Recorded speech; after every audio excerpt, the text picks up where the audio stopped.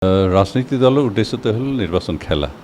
BJP যেহেতু ৰাজনীতি দলেই হয়, তেওঁলোক নেশ্যনেল পাৰ্টি হয়, খুব ডাঙৰ দল হিচাপে তেওঁলোকৰ শক্তি প্ৰদৰ্শন কৰিবৰ কাৰণে উদ্যত হৈছে। তাত আমাৰ ক'ব লগা একো নাই। যোৱা নিৰ্বাচনতো বিজেপি হিচাপে খেলিছিল, আমি হিচাপে খেলিছিলোঁ, বি পি এফে খেলিছিলোঁ। তেতিয়াও আমি আমাৰ যিখিনি কিবা জন সমৰ্থন সেইটো আমি দেখিবলৈ সক্ষম হৈছোঁ। এইবাৰো আমি আমাৰ প্ৰতি ৰাইজ কিমান সমৰ্থন আছে সেইখিনি আমি প্ৰমাণ কৰিম। যিহেতু যোৱা নিৰ্বাচনত আমি বেলেগকৈ খেলিছোঁ, এইবাৰো নিশ্চয় হয়তো এতিয়ালৈকে সিদ্ধান্ত হোৱা নাই আচলতে, যিহেতু আমি চেণ্ট্ৰেল গভৰ্ণমেণ্ট, ষ্টেট গভৰ্ণমেণ্ট আৰু কাউন্সিল চৰকাৰত একেলগে চৰকাৰ চলাই আছোঁ, একেলগে আছোঁ।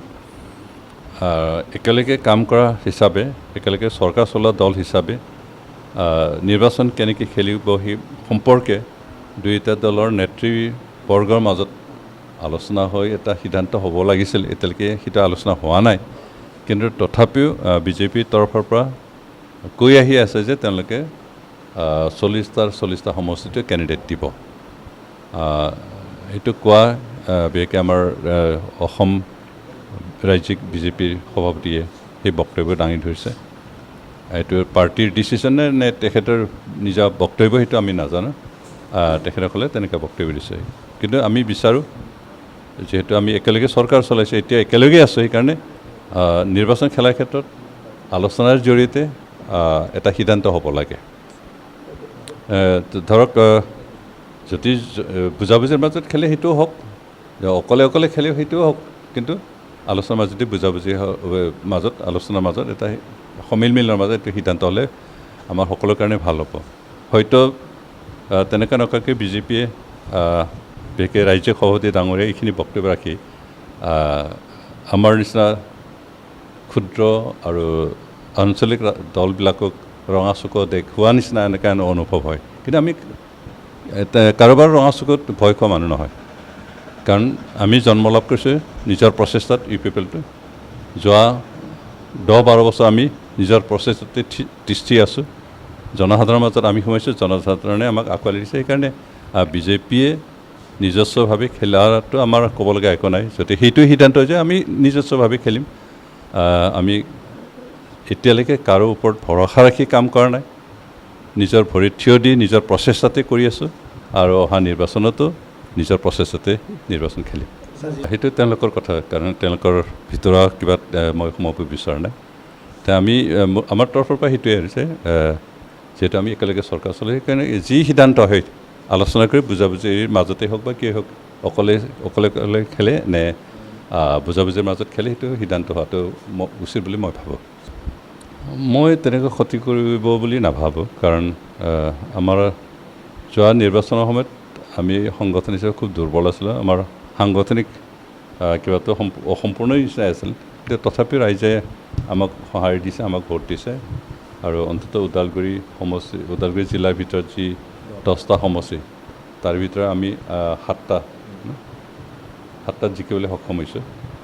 বিজেপিয়ে মাত্ৰ তিনিটা সমষ্টি জিকিছে।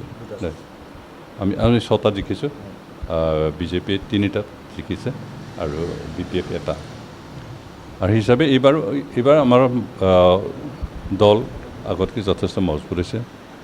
আমি যোৱা 4টা বছৰ যিখিনি কাম কৰিছোঁ ৰাইজ সন্তুষ্ট হৈছে। সেই হিচাপে আমাৰ বিজেপিয়ে যিখিনি কাম কৰিছে সেয়া আমাৰ কাৰণে ক্ষতিগ্ৰস্ত হ'ব বুলি মই নাভাবোঁ।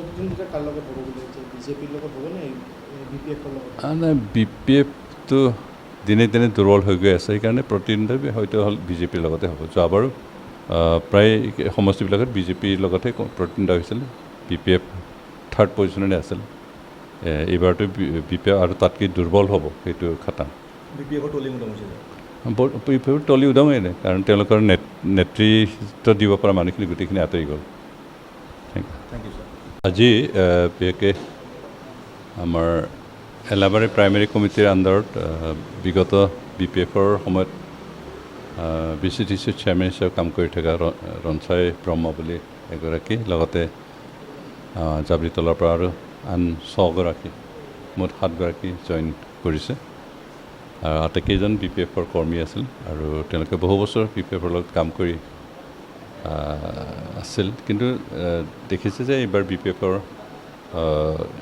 তলি উদং হ'ব, আৰু সেইকাৰণে তাত তেনেকৈ তলি উদং হ'ব লগা পাৰ্টিত গৈ থকাতকৈ য'ত গ'লে মানুহে অন্তত জীয়াই থকাৰ আশা পাব, সেইটো তেওঁলোকে আশা কৰি UPPলে যোগদান কৰিছে। আৰু UPPলে যোৱা 4টা বছৰ যিখিনি কাম কৰিছে তাৰ প্ৰতি তেওঁলোক সন্তুষ্ট হৈছে, আৰু UPPলৰ যিটো নীতি আৰু আদৰ্শ তাক তেওঁলোকে ভাল পাইছে, সেইকাৰণে তেওঁলোকে যোগদান কৰিছে। আমি আঁকোৱালি লৈছোঁ তেওঁলোকক, আৰু অহা সময়খিনি তেওঁলোকে আমাৰ সহকৰ্মী হিচাপে কাম কৰিব। প্ৰতিদিনে UPPলত সকলো সমষ্টিতে, অকল ভৈৰৱকুণ্ড সমষ্টিৰ কথাই কোৱা নাই, বিভিন্ন সমষ্টিত দিনে কেতিয়াবা 7জন, কেতিয়াবা 10জন, কেতিয়াবা 20জন, 25জন এনেকৈ যোগদান কৰি আহিছে। আৰু এই কথাই সূচাইছে যে ৰাইজ অন্তত UPPলৰ প্ৰতি আকৃষ্ট হৈছে, আৰু UPPলে যিখিনি যোৱা 4টা বছৰ যিখিনি কাম কৰিছে, লগতে BTC অঞ্চলত বসবাস কৰা আটাই জাতি জনগোষ্ঠীৰ মাজত যিদৰে শিপাই কিবা কৰিছে, কি কয়, শিপাই তুলিছে যে সকলো জনগোষ্ঠীৰ কাৰণে জাতীয় পৰিচয় জীয়াই থকাৰ যিখিনি সুবিধা দিছে তাৰ কাৰণে সন্তুষ্ট হৈছে, আৰু সেইকাৰণে আজি সকলো জনগোষ্ঠীৰ লোকে UPPলৰ প্ৰতি আকৃষ্ট হৈ আগবাঢ়ি আহিছে। আমি সুখী হৈছোঁ, আৰু তেওঁলোককে আমি সমল হিচাপে লৈ অহা দিনবিলাকত সমাজৰ কাৰণে কাম কৰিবলৈ উদ্যত হৈছোঁ।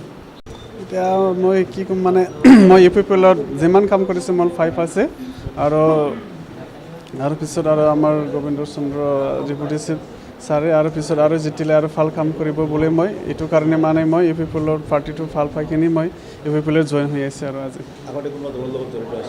আগৰ মই BPF-ৰ চেয়াৰমেন আছিলে, এতিয়াতো চেয়াৰমেন হৈ গ'ল, এতিয়া মই UPPলত আহিছে। আৰু আজি এলাবাৰীৰ চেয়াৰমেন আছিলে, BCDC চেয়াৰমেন আছিলে। এতিয়া 2.5 বছৰে পাইছে মই আগতে, মোৰ আগত বেলেগ চেয়াৰমেন আছে, তাৰপিছত মই 2.5 বছৰ চেয়াৰমেন পাইছিলোঁ। আৰু এতিয়া আৰু UPPলৰ যিমান কাম কৰিছে মই ভাল লাগিছে, এইটো কাৰণে মই UPPলত যোগদান হৈছে। আৰু মই অকলে আহিছোঁ, এতিয়া মই পিছত আনিম আৰু এলাবাৰীত যোগদান কৰিম। এইটো কেতিয়া সোমাব মই আলোচনা কৰা নাই এতিয়ালৈকে, মই পিছত আলোচনা আহিব, আৰু যিমান পাৰে মই চেষ্টা কৰি চাম। এলাবাৰীৰ পৰা মই তথাপি ক'ব নোৱাৰে কিমান আহিব, এইটো মই ক'ব নোৱাৰে, তথাপি মই আনিম আৰু